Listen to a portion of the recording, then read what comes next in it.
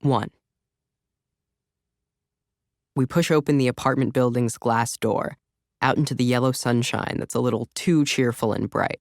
It's hot as hell, the kind of heat that sticks to your skin, your hair, your freaking eyeballs.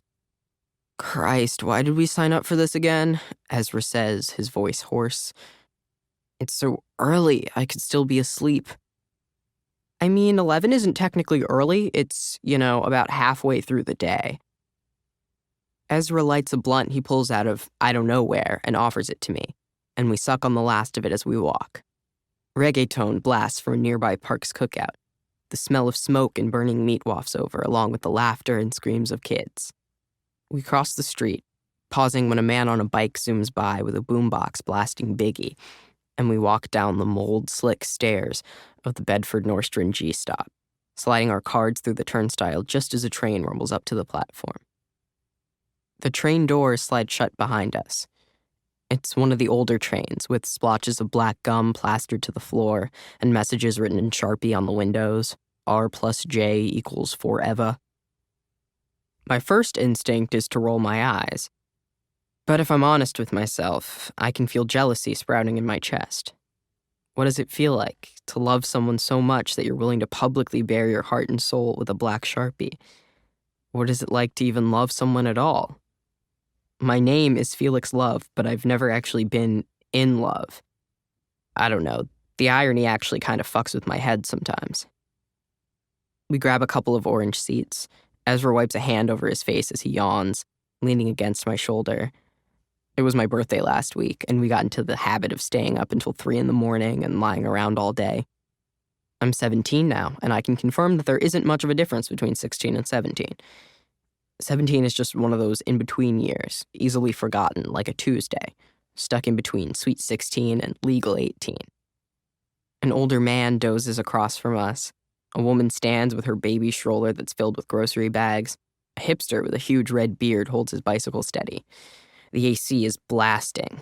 Ezra sees me clutching myself against the ice-cold air, so he puts an arm over my shoulders.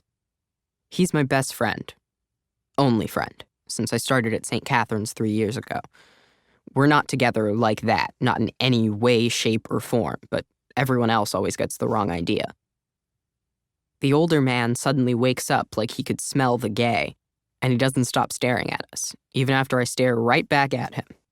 The hipster gives us a reassuring smile. 2 gay guys cuddling in the heart of Brooklyn shouldn't feel this revolutionary, but suddenly, it does. Maybe it's the weed, or maybe it's the fact that I'm that much closer to being an adult, but I suddenly feel a little reckless. I whisper to Ez, "Want to give this guy a show?" I nod in the direction of the older man, who has straight up refused to look away. Ezra smirks and rubs his hand up and down my arm, and I snuggle closer to him, resting my head on his shoulder. And then Ez goes from 0 to 100 as he buries his face into my neck, which, okay, I've never actually gotten a whole lot of action before, i.e. I've never even been kissed, and just feeling his mouth there kind of drives me crazy. I let out an embarrassing squeak gasp, and Ezra puffs out a muffled laugh against the same damn spot. I look up to see our audience staring, wide-eyed, totally scandalized. I wiggle my fingers at the man in a sarcastic half-wave, but he must take that as an invitation to speak. "You know," he goes, with a slight accent, "I have a grandson who's gay." Ezra and I glance at each other with raised eyebrows. Okay, I say.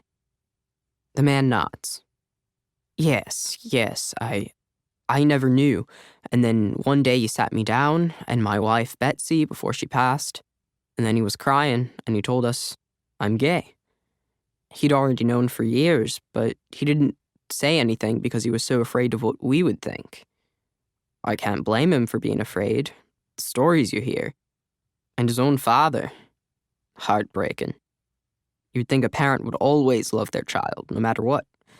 He pauses in his monologue, looking around as the train begins to slow down. Anyway, this is my stop. He stands as the doors open. You would like my grandson, I think. You two seem like very nice gay boys. And with that, The man is lost to the platform as the woman with the baby stroller follows him out.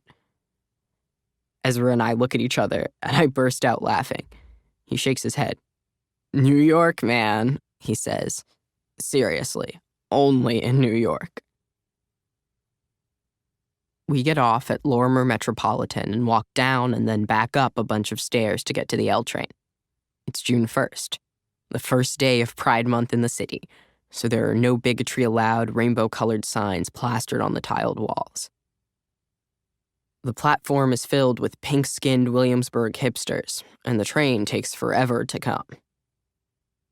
"Shit, we're going to be late," Ezra says. "Yeah, well, Declan's going to be pissed. I don't really care, to be honest. Declan's a dick. Not like we can do anything about it, right?" By the time the train arrives, everyone's fighting to get on, and we're all packed together, me crushed against Ezra, the smell of beer and BO slicking the air. The subway rattles and shakes, almost throwing us off our feet, until finally we make it to Union Square. It's a typical crowded afternoon in the city. The sheer amount of people. That's what I hate most about Lower Manhattan. At least in Brooklyn, you can walk down the street without being bumped into by 20 different shoulders and handbags. At least in Brooklyn, you don't have to worry if you're literally invisible because of your brown skin. Sometimes, I try to find a white person to walk behind just so that when everyone jumps out of that person's way, they won't knock into me. Ezra and I inch our way through the crowd and past the farmer's market, the smell of fish following us. We're dressed pretty much the way we always are. Even though it's summer, Ezra wears a black t-shirt, sleeves rolled up to his shoulders to show off his Klimt tattoo of Judith I and the head of Holofernes. He has on tight black jeans that are cut off a few inches too high above his ankles, stained white Converses, and long socks with portraits of Andy Warhol. He has a gold septum piercing, and his thick, curly black hair is tied up in a bun, sides shaved. Whenever I'm around Ezra, eyes usually skip right over me to stare at him. I have curly hair, a loose gray tank that shows my dark scars on my chest, darker than the rest of my golden brown skin, pair of denim shorts, smaller random tattoos that I'd gotten for $20 down at Astor Place. My dad flipped out the first time, but he's gotten used to them now. And worn out sneakers that I've written and drawn all over with a Sharpie. Ezra thinks I've ruined them. He has a thing for keeping the purity of the designer's intent. We walk through the crowds of people who idle in front of the farmer's market stalls, selling jars of jam and freshly baked bread and flowers with bursts of color, men in business suits shoving past, dogs on leashes, and toddlers on three-wheeled scooters threatening to trip us. We make it out of the farmer's market and up the path that cuts through the green lawn where a few couples laid out on blankets. Some kids show off on their skateboards. Girls in summer dresses and shades lounge on benches with books that they aren't really reading. "Why'd we decide to do the summer program again?" Ezra says. "For our college applications." "I already told you, I'm not going to college." "Oh, then yeah, I have no idea why you're doing this." He smirks at me. We both know he's probably just going to live off his trust fund when he graduates. Ezra is part black, part Bengali, and his parents are filthy rich. So rich that they bought Ezra an apartment just so he can live in Bed-Stuy for the summer while he's in the arts program. And these days, apartments like Ezra's are just about $1 million. The Patels are the stereotypical Manhattan elite. Endless champagne, fundraisers, gala balls, and zero time for their own son, who was raised by 3 different nannies. It's fucked up, but I have to admit that I'm jealous. Ezra's got his entire life laid out for him on a golden platter, while I'm going to have to claw and scrape and battle for what I want. My dream has always been to go to Brown University, but my grades aren't exactly stellar. My test scores are less than average, and their acceptance rate is 9%. It isn't that I haven't tried. I studied my ass off for the tests, and I write down every word my teachers say in class to stop my mind from wandering. Like my dad said, my brain is just wired differently. The fact that I almost certainly won't get into Brown sometimes makes me feel like there's no point in even trying. But people have gotten in despite shitty test scores before. And even if my grades suck, my art doesn't. I'm talented. I know that I am. The portfolio counts even more for students applying to focus on art. and since the St. Catherine summer program offers extra credit, there's a chance I could raise my grades up from C's and B's. I might still have a shot of getting in. Leah, Marisol, and Declan are already on the Union Square steps for the fashion shoot. St. Cat's is on a different schedule for most NYC schools, and the summer program officially began a few days ago. St. Catherine's likes to kick off the summer program with projects so that we can get to know the students from other classes. Ezra and I signed up for a fashion shoot using some of his designs. Leah, with her bushy red hair and super pale skin and curves and tank top and slightly revealing booty shorts, has her camera ready to take photos. And, of course, Marisol is the model. She's just as tall as Ezra, olive skin and thick brown hair and Cara Delevingne eyebrows. Just seeing her makes my nerves pump through my chest. Her hair's a giant nest and she has green feathers glued to her eyelashes to match her lipstick. She wears the fourth dress in the lineup we'd planned, a sequin portrait of Rihanna. Declan Keane is running this whole thing as the director, which really just annoys the crap out of me. He doesn't have any experience as a director whatsoever, but somehow he always manages to weasel his way into everything. It doesn't help that Declan acts like it's his only mission in life to treat me and Ezra like shit. He talks crap about us every chance that he gets. He hates us, and he's on a crusade to make everyone else hate us too. Declan's busy talking to Marisol when he sees us coming. His eyes flash. He clenches his jaw. "So nice to see you," he calls out to us as we walk over, loud enough that a few people lounging on the steps turn their heads. "Ezra, thanks so much for coming." Ezra mutters beside me. "Told you he'd be pissed." Declan gives a slow clap. "It's an honor. No, really, it is, to have you come to your own fucking fashion show." Ezra holds up a fist, pretends to crank it, and slowly lifts his middle finger. Declan narrows his eyes at Ez when we get closer. "Are you high?" he demands, and Ezra turns his face away. "Are you fucking kidding me? We've all been waiting here for over an hour, and you've been getting high?" I try to step in. "Jesus, relax." He doesn't even bother looking at me. "Fuck off, Felix, seriously." There's no point in even trying to explain that our train was late. "You're right," Ezra says. He nods at Leah and Marisol, who are watching us from the stairs. "Sorry, we lost track of time." Declan rolls his eyes and mutters, "Fucking ridiculous," under his breath, like he's never been late for anything in his life. There was a point before he decided he was too good for me and Ez, when all three of us would walk into class 30 minutes late together, high as fuck. And now, suddenly he's the second coming? God, I can't stand him. "We're already halfway done anyway," Declan says, smoothing a hand through his curls as if he doesn't actually give a shit whether we're here or not. Declan's mixed. His mom is black and Puerto Rican. His dad is a white guy from Ireland. So he's got brown skin, lighter than mine, and loose brown curls with glints of red that fall around his ears. Dark brown eyes. He's a little stockier with broad shoulders, a jock in Old Navy clothes, pink graphic t-shirt, baggy or faded jeans, flip-flops. He turns his back on us. "Let's hurry up and finish. I don't want to be here all day. Felix, go hold that reflector." I don't move. I can't willingly make myself do whatever Declan Keane tells me to do. Not with that dismissive tone.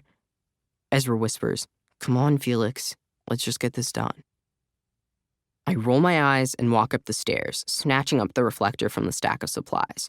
Declan still hasn't even bothered to grace me with a single glance. "All right," he says. "Let's get back to it. Marisol, I don't think you should smile for this one. The juxtaposition of the Rihanna portrait with a serious expression, I zone the fuck out." About 99.9% of the time, Declan's speaking to hear the sound of his own voice. The shoot continues, Leah circling Mary with her camera, as Marisol twists and turns, staring off at the sky, which is good because it's easier to avoid eye contact with her, until it's time for the next outfit. I have to hold up a sheet around Marisol, staring hard at the ground, as Ezra helps her get changed into another dress he made, this one covered in manga panels from Attack on Titan. When she's ready, Declan barks his orders. "Leah, position yourself a little more to the right. Felix, hold the reflector still." Marisol shields her face. "And can you get the light out of my eyes, please?" Mary and I used to go out for like 2 weeks, so it really isn't that big of a deal, but still. I can't help but feel a little riled up around her, I guess, even after all these months. Marisol just acts like absolutely nothing happened between us, sprinkling a dash of salt onto the wound. The way she broke things off doesn't help either. Declan snaps his fingers at me. Literally, hand to God, snaps his fucking fingers at me. I said to hold the reflector still. Christ, pay attention. I hold the reflector up higher. Fucking bullshit, I mutter to myself. Sorry, what was that? I must have spoken a little louder than I thought, because when I look up, everyone's staring at me. Leah bites her lip. Marisol raises an eyebrow.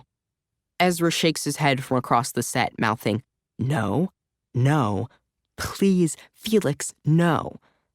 That kind of pisses me off, too. Why does Declan get to treat us like crap and we're just expected to take it, no complaints? I ignore Ezra and look right at Declan. I said, fucking bullshit. Declan tilts his head to the side, crossing his arms with the smallest smile. What's bullshit? I shrug. This. I wave the reflector at him. You. His smile becomes a laugh of disbelief. I'm bullshit? You don't know anything about directing a fashion shoot, I tell him. You're just here because you're rich and your dad donates a shit ton of money to the school. It's not like you earn this. I can see Ezra's eyes flicker to the ground, and I feel a pinch of guilt. Declan hasn't noticed. He grins at me like he knows it'll piss me off more. You're just mad because you're not the director, he says. And you don't get to add it to your Brown application. Reflector Boy isn't exactly as impressive, is it? I hate that he's right. I am mad that I can't describe being the director on my application, while Declan gets to use this, along with his perfect grades and almost perfect test scores and family pedigree. I know he's applying to Brown, too. I know it's his first choice because back when we used to hang out, we'd both planned on going to Brown and getting our dual degree with RISD. Ezra would chime in and say he'd move to Rhode Island with us, and it'd be the three of us, like always. That plan didn't exactly last long. On top of that, Brown University has had a tradition of giving one St. Catherine student a full scholarship. I can't afford college. My dad won't be able to pay the tuition. I'll have to take out a shit ton of loans and probably be in debt for the rest of my life just to pursue illustration. Well, I can't think of anyone who would need or deserve that scholarship less than Declan fucking Keene. Just the thought of him getting that scholarship makes me want to stab pencils into my eyeballs. Declan smirks at me. What, nothing else to say? Leave it alone, Ezra tells me. But I can't leave it alone. People like Declan are so used to getting their way, acting like he's so much better and more important than everyone else. That's what he does to me. To Ezra. Ez acts like it doesn't bother him, but I get pissed off all over again every time I see Declan and remember the way he's treated us, the way he betrayed us. You know what? I tell him. Fuck you. You act like you're better than everyone else, but you're nothing but a fucking fraud. Ezra's shaking his head, like he's annoyed with me, as if he thinks I'm overreacting, even though he knows that Declan is being an asshole. Leah and Marisol awkwardly stand to the side, glancing at Declan to see what he'll do or say next. Declan clenches his jaw. I'm the fraud. Really? Ezra points at Declan. No, don't go there. Declan rolls his eyes. Christ, that's not even what I meant. But the insinuation is there. Implication made. It sours the air. Declan lets out this heavy sigh, not bothering to look at me. And out of the countless fights I've had with Declan Keene, I know I've won this particular battle, even if his last words are still twisting through my gut. I've won, and in any other circumstance, I'd be happy to stay here and bask in the glory. But Marisol and Leah are staring anywhere but at me, and Ezra has these worried-filled eyes, and I know he'll whisper, "Are you okay?" every 5 minutes if I stay. I drop the reflector. Forget it. I'm halfway down the stairs when Declan says that he isn't surprised. That's the kind of crap I always pull. I just flip him off and keep going.